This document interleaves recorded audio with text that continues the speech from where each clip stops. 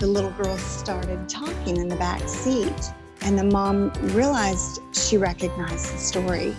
And she looked back, and it gives me chills right now to think about it. The little girl was reading the book. This is the Dyslexia Mom Life podcast. We are excited that you're here today. We are here to provide you with inspiration, education, and lots of support raising your children with dyslexia. I can't wait to share conversations with you about parenting children with dyslexia. I'm your host, Nicole Holcomb, a mom just like you raising a daughter with dyslexia. This is the Dyslexia Mom Life podcast. All right, today we have a special guest with us, and I'm honored and excited for you to hear from her today, Kyle Bice. She is becoming a dear friend and a great person to go to for knowledge. And she is going to share some valuable information with you today that I think you really are going to enjoy.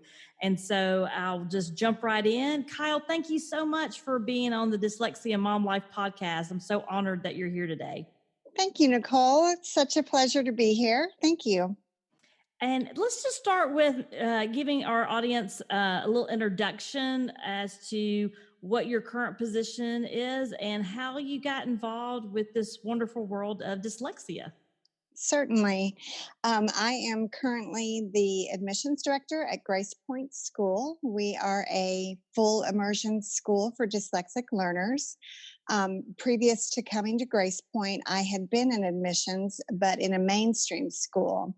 I was very aware of Grace Point as whenever I had students that had dyslexia, I always referred them over to Grace Point. And I also knew the former admissions director through a networking group that we belonged to together. She was getting ready to take on a new role at Grace Point and asked me if I would consider looking at Grace Point and coming in as the admissions director. And so I had an opportunity to visit the school, immediately fell in love with the students and the staff and just the energy and the family feel of our schools. So I have been here going into my fourth year at Grace Point.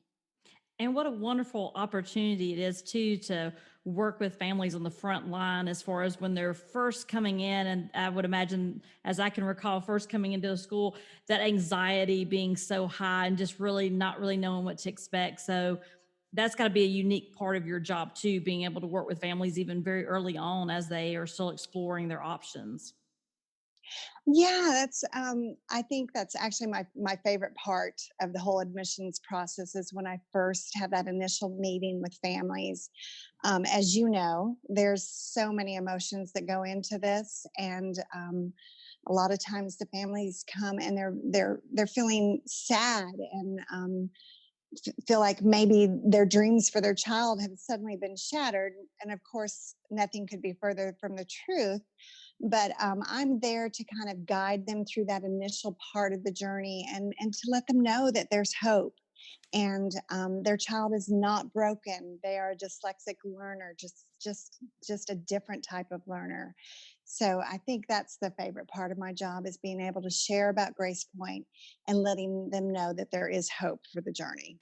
And I love that part because that's one of the things I really want to focus in on in the podcast is, from a positive perspective of hope. And although it is difficult decisions that families are having to make, that it's just one part of the puzzle, but it's not the end of the story, right?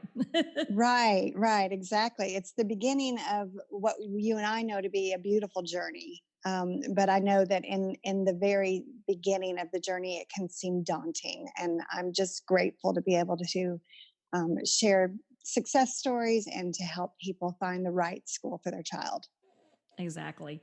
Well, before we talk a little bit more about Grace Point and about immersion and what that looks like, for some of our listeners that may not be as familiar, or maybe they're just starting to learn more about dyslexia, can you explain a little bit to them as they hear all these different programs or approaches? You may hear Wilson, you may hear OG is what a lot of people say for Orton Gillingham.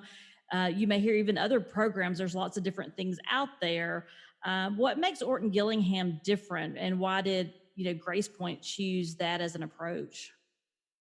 So, Orton Gillingham, or as we refer to it in the dyslexia world, OG, is an approach, as you said.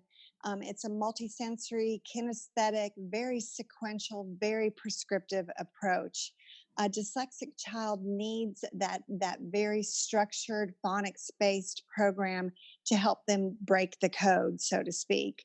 And so we not only use that Orton Gillingham approach in reading, we use that throughout the day, which is what makes us a full immersion school rather than an accommodation school. So when your child is dyslexic, they will struggle sometimes in math if there's word problems, or they're still going to need that OG approach even in science and social studies for it. So it's a full immersion, the full 8 hours of a day. That's great. That was a great segue too, as well. So, as people hear the word, I think you said multisensory, or what did you say? Multisensory and kinesthetic. Hmm. What would that look like for somebody? Like, could you give an example? Sure. So we have found, and what Orton Gillingham approach has found, that when students use manipulatives or touch pads or movement based learning, that they retain the information much better. Now, I will say this works beautifully for the dyslexic learner. It also works beautifully for any other kind of learner. I'm a firm believer that all schools should use this approach. So it looks different in a classroom. You'll see little bumpy pads when we're getting ready to sound out blends. You will see us get up in our chairs, and during our reading class, we are very movement based. So it's just a very different approach than a standard classroom. Okay. And let's talk a little bit more about, let's dig a little bit more into the immersion part of it. So Mhm. I think you mentioned earlier a few seconds ago about, more of a program within a school, but how does that immersion at Grace Point, like you said, all day long, they're in that immersion program, as opposed to a private or independent school that might just have a reading program within its school? So for families that are really trying to figure out what is the best direction to go, can you talk a little bit about how it looks different, I guess, if that makes sense? Right. So at Grace Point, we are a remediation model with a full immersion approach. Some schools, as you mentioned, are a school within a school. They will do what's more of a pull-out method. So say that you are needing a little extra support in reading or in math, you will leave your standard classroom and go into a smaller classroom. So they call that a pull-out. You'll see that a lot in a public school setting with the IEP. They will be pulled out of their classroom. And that works well for some children. One of the things that parents say that they don't like about that is certain children do not respond well to that pull out or that exclusion. And a lot of those are dyslexic children. The reason being, they are very, very smart and they are very aware that they have a learning difference. And so pulling them out only magnifies that to them. So, what we do at Grace Point is we are a school of nothing but dyslexic learners, and we all identify as being dyslexic and we celebrate it as a gift. And we use that full immersion Orton Gillingham all throughout the day to reinforce their learning style. Right. And how would a parent know? You said that, obviously different learners have different kind of prescriptions of what they need. How would a parent know if an immersion program would be best for their child? Well, I mean, I think every child is unique, and I think only a parent truly knows their child best. Um, what I mentioned just earlier, some children do not mind being pulled out of a classroom, and others become very sensitive to that. They tend to shut down. It affects their self esteem. So I think that when they come to Grace Point and they identify with the other kids and they realize they're among their own peers, it makes not only a difference in the way they learn, but also in the holistic approach to the child, their self esteem, and just the way they feel about themselves, which we know is so important. It's not just about remediating that reading. It's about drawing out those gifts and letting them know that the sky is the limit for what they want to do. They could be the next Walt Disney. Right. And I think that's so important too. Our daughter attends an immersion school and she feels so comfortable because she knows everyone around her is dyslexic. She can openly be herself. The teachers have open conversations about that and about how that is a gift. And so, do you see that as an advantage as well? I do. And of course, I believe in the full immersion model over a school within a school. Having said that, in Atlanta, we are very blessed to have many different models here. So it does give the parent the choice. And ultimately, I think you have to go with your gut. But when you're, I mean, I hate to bring up the money, but when you're spending any kind of money that private schools entail, I would go for the most bang for my buck, so to speak. Right. And then too, I think one of the things we looked at was also, was it going to really provide her what she needed where we didn't have to do a lot of after school. So we had school to go to, and then we had speech in the afternoons, and then some days we had remediation tutoring in the afternoon, and we just kept layering and layering it. And before we moved into an immersion school, we were even told we weren't doing enough. And our daughter was already exhausted. And so we really were looking at, like you said, bang for your buck, but also how can it best address her needs where she's not exhausted all the time. She can have some kind of life as a second and a third grader going into fourth grade now. She's able to do some things that she enjoys too. And so that was one of the things that we looked at. We looked at some of the emergent schools is because they did have the opportunity to really embrace and give her what she needed the whole school day. It wasn't like we're just going to get 45 minutes after school twice a week. Correct, correct. And you bring up a very good point. So thank you for bringing that up, Nicole. When a child goes to a full immersion school, that should be their entire educational experience. There will be no tutoring after school. There should be no speech therapy after school. A full immersion school will offer what the child needs during the day, and whether that's bringing in a speech therapist into the school, or So, we encompass everything that they need during the school day, and so they can be a kid when they go home. right, because it is, I think I heard someone say before that at my daughter's school, is that they work so hard during the day. Their little minds work so hard and they're up moving all day. And so that was the biggest transition for us. The first year was school was an hour longer than where she had been. And I guess it sounds kind of weird to say, but she was mentally exhausted because she really had given it 110%. And she wanted to, she was excited about it, but it really does. It's a different way of learning. And so they have to get used to that as well, I think, as they go into an immersion program. Yeah, I agree. Our kids do give us 110% throughout the day, and it's very important for us that when they go home, that they have that family time again. Before they come to Grace Point, I hear about, you know, homework taking 3 to 4 hours, and their family time is, the child's crying, the mom's crying, and it's nice to be in a full immersion school where the child works very hard for us during the day and then gets to play equally hard once they get home. Right, exactly.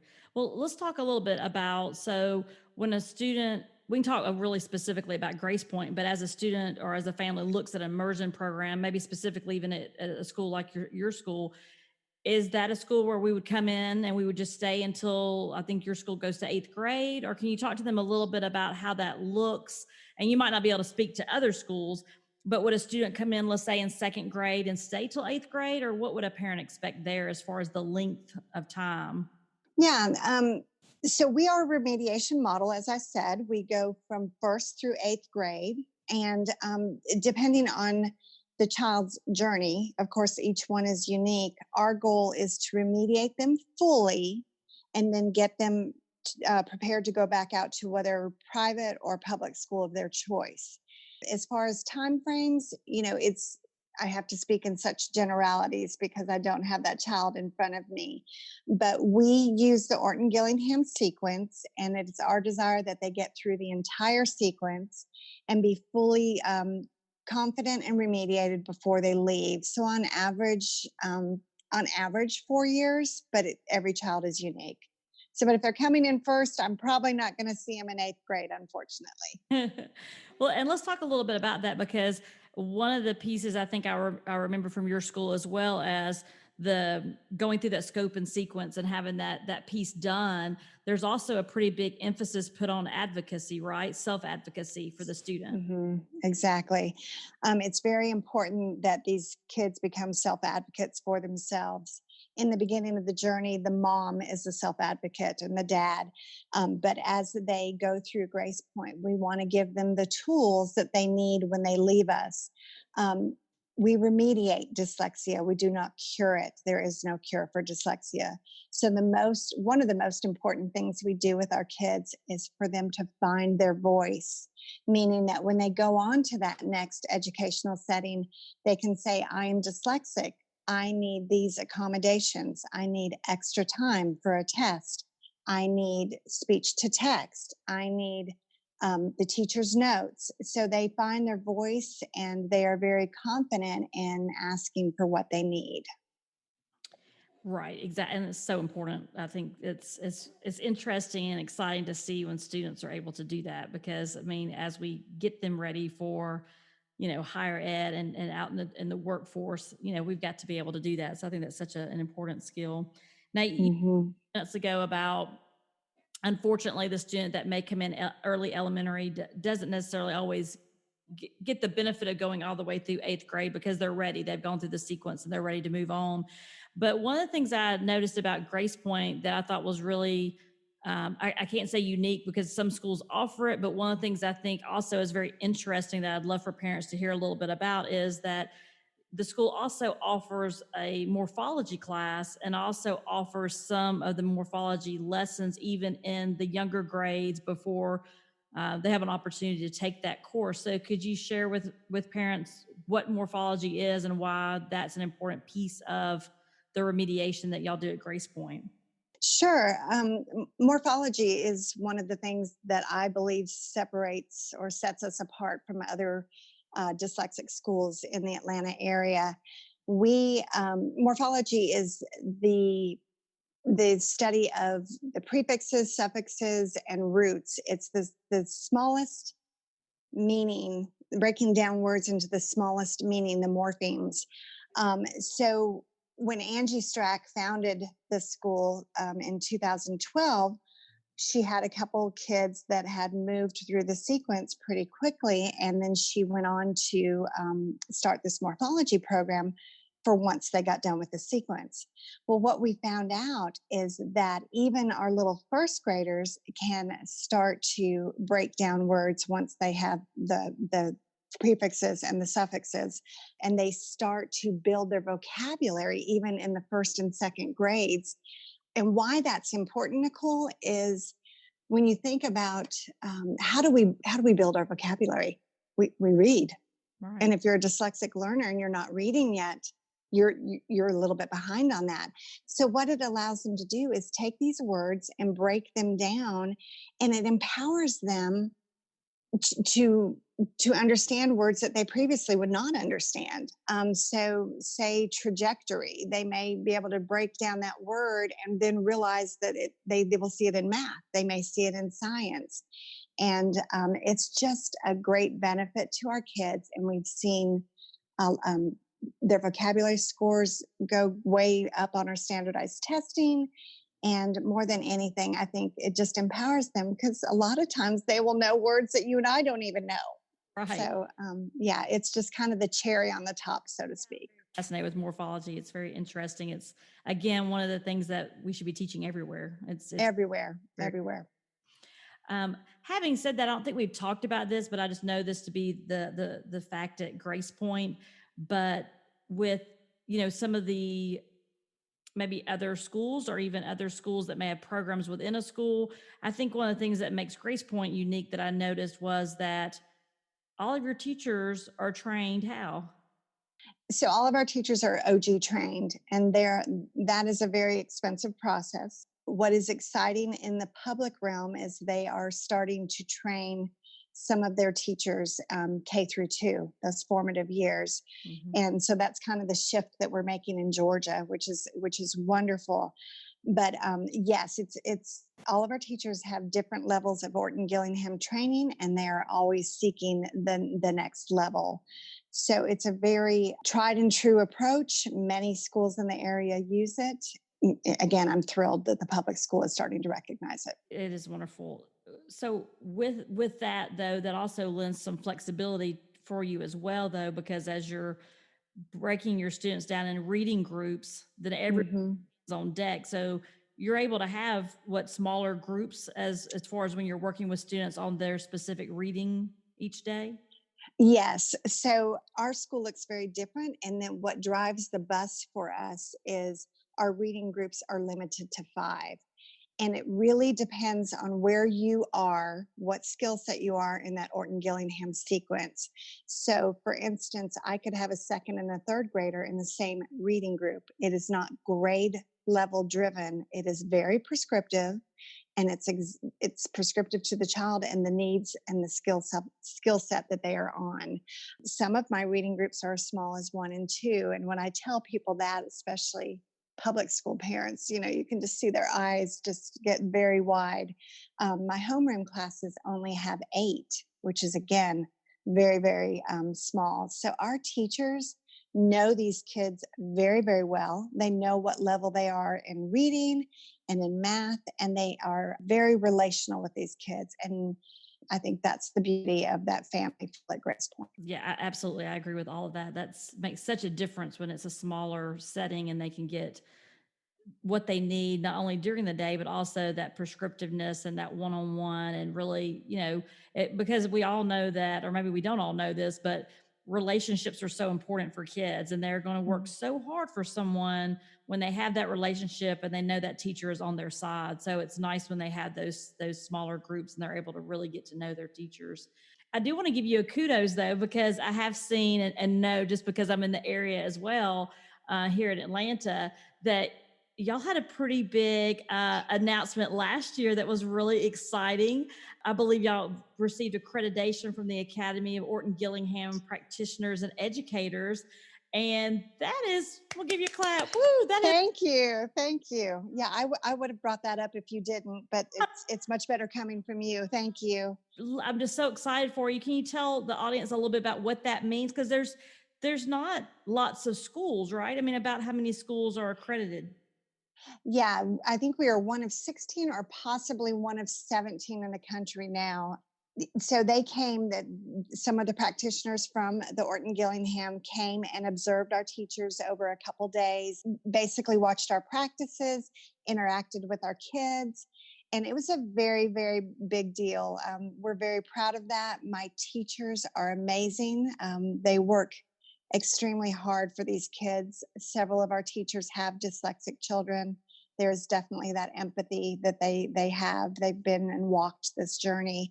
And I think that makes all the difference when you truly understand the dyslexic mind. And I think too, I believe I heard you say earlier, which is amazing because the school was founded in 2012. And so Correct. have accreditation talks to the quality of education and your educators. So that's amazing.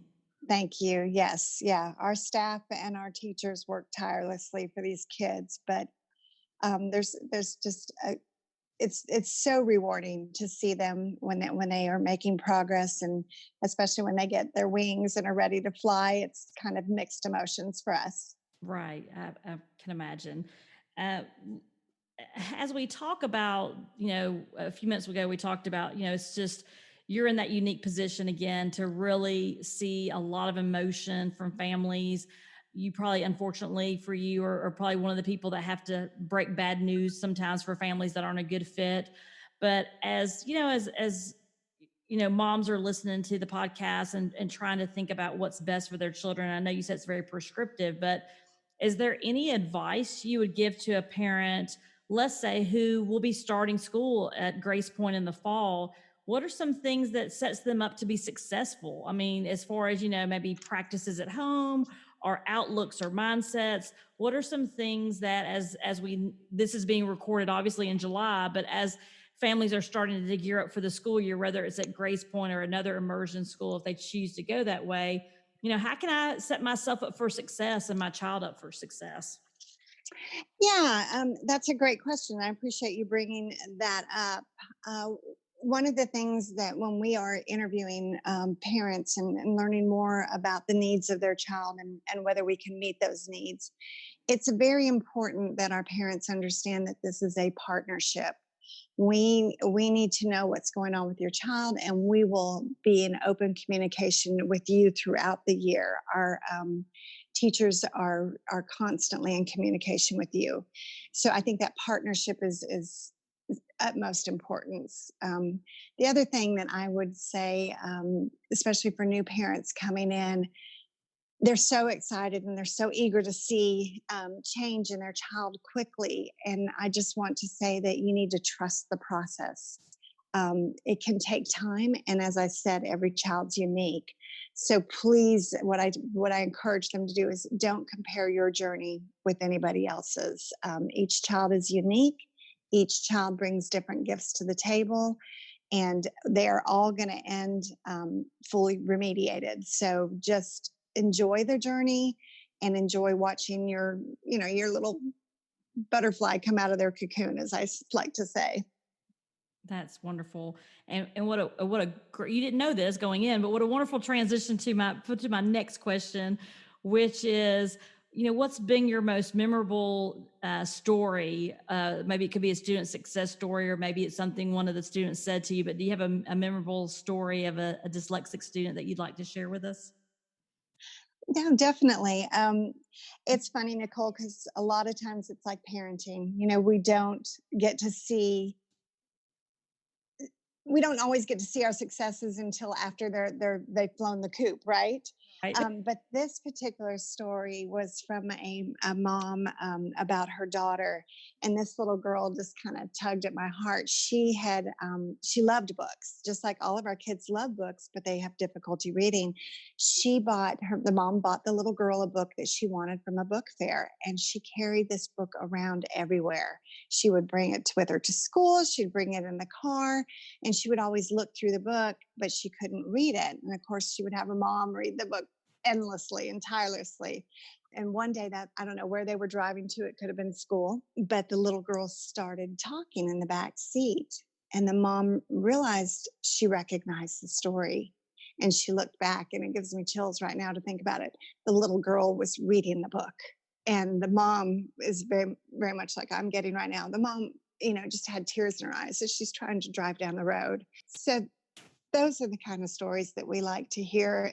Know that your child will be fully remediated and they will move on from that initial diagnosis of dyslexia, but enjoy the journey because there's a lot of gifts that come with it. Right. Absolutely. I think that's the best way to describe it. And like you said, I one of the things I think we talked about earlier too was, that we're not curing, but we're remediating. But I think that's also one of the beautiful things about dyslexia is students can be remediated and be so very successful. And many are, like you said, Walt Disney, there's so many, and we could spend a whole episode talking about all the success stories, not only students that we've seen, but also, people that are in the media as far as very successful people. But I just think that gives so much hope. And I think, like you said, it's just to see our kids become those beautiful butterflies. It's just what we're doing. And if we can remember that, then the days where it's difficult, we just know it's just one day at a time. So I Right. to thank you so much for all your wisdom today. If someone was interested in Grace Point or wanted to touch base with you, what would be the best way someone could get in touch with you? Yeah, the best way is actually just to go on our website at gracepointschool.org, or they can reach me directly at 678-756-8897. And I'm always happy just to take a phone call and answer any questions, and would love to share the story of Grace Point with them. We appreciate your time today, and so honored to have you on our podcast again, and to be part of the conversation. And thank you for all the work that you do for so many children and so many families. And thank you for being, so supportive in everything that you do in the community. And I know the teachers appreciate having you in their corner as well. So, big thank you as well for that. Well, thank you, Nicole. It's been such a pleasure. And again, I'm just so excited that this podcast is here, and I'm so proud of what you've done. Thank you. Thanks so much for listening to the show today. And also, if you haven't done so already, subscribe to the podcast. I'll be adding new podcasts every Monday and throwing in some bonuses along the way. And so if you're not subscribed, I don't want you to miss out on not one episode. So wherever you listen to your podcast, go ahead and subscribe and leave us a review. I would love to hear what you think about the show. Take care, and I'll be back on Monday with lots of good interviews and information for you. Take care.